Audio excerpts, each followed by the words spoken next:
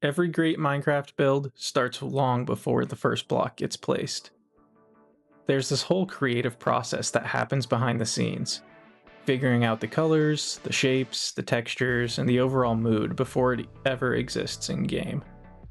Today I want to take you through exactly how I plan every build, step by step, from picking out a color palette that actually works, to turning those colors into Minecraft blocks, laying out gradients, testing in creative, and finally, bringing it all to life in survival with the schematic cannon.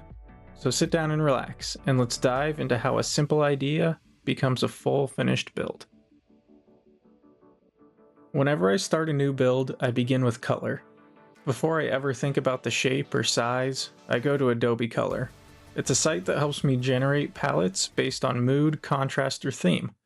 For example, if I'm building something industrial, I'll look for muted grays, dark steels, maybe a pop of orange or yellow. If it's something more natural, like a forest base, I'll lean more towards greens and browns. I'll scroll through the community palettes, or you can make your own. Once something stands out, I lock in that palette. Usually 5 or 6 colors are all you need to define the entire build's atmosphere. And honestly, this step saves so much time later, because when your colors are consistent, your build instantly looks more cohesive and intentional. Next, I'll collect reference images. Sometimes I'll pull real-life architecture like industrial factories, towers. Other times I'll look at concept art or scroll through builds. The goal here isn't to copy, it's to learn from what works. I'll look at things like balancing colors, what shapes repeat, and how textures break up large flat areas. If you've ever had a build that feels off, this step is usually what's missing. A few minutes of looking at reference material can completely change how confident you feel when you start placing blocks. Now that I've got my color palette, I need to translate it into the Minecraft world. There's a super helpful site that converts RGB values into the closest matching Minecraft blocks. I'll plug each color from my Adobe palette, and it'll show me everything from concrete to terracotta to wood variants that match those tones.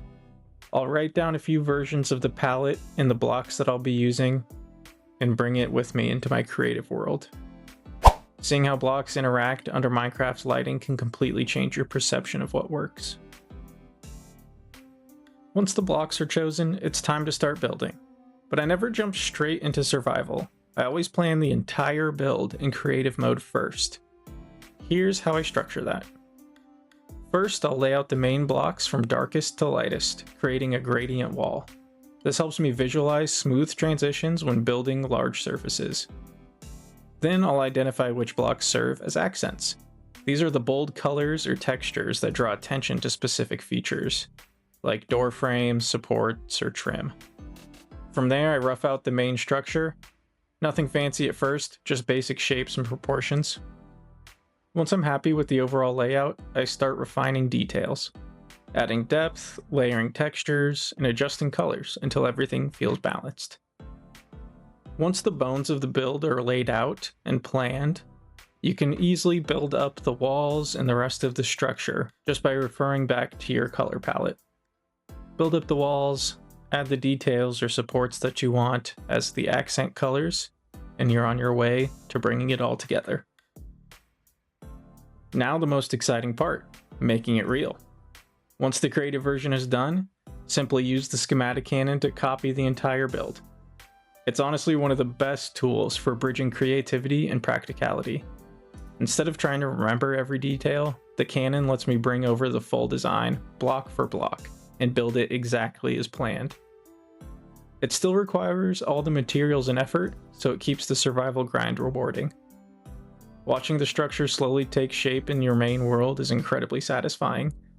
It's like watching your imagination 3D print itself into reality. And that's how I plan every build, from color to concept to completion.